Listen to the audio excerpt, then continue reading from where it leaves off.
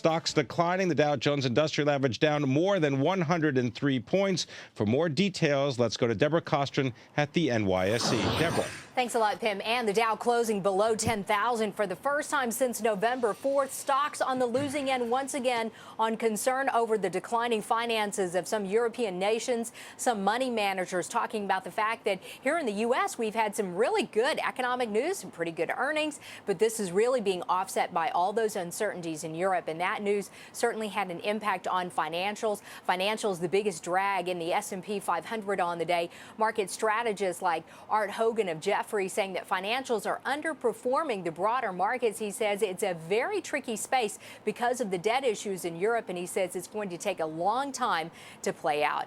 Materials also leading the market lower, even though gold and some of the metals actually rose today. The dollar was lower. Monsanto losing 3.3%. DuPont down more than 1.5%. U.S. Steel and also Freeport-McMoRan lower. The selling that we saw today actually overshadowed by some analyst upgrades of some pretty big name companies, including Home Depot, Google, and Amazon.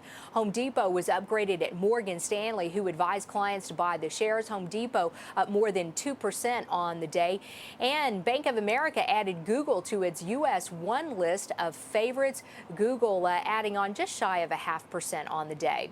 One bright spot today, and that was Homebuilders, the group on the rise after the Wall Street Journal said the industry is looking a little better because of fewer write-downs and fewer new home order cancellations and improved order rates. Pulte releasing their earnings before the opening bell on Tuesday, and a few other earnings to tell you about before the opening bell on Tuesday. We have earnings from Coventry Health, BJ Services, and Coca-Cola. And then after the close, Disney will be reporting those earnings. And of course, Pim will be talking more about that on this show. That's it from here. Back to you in the studio, Pim. Thank you very much, Deborah Kostroun reporting.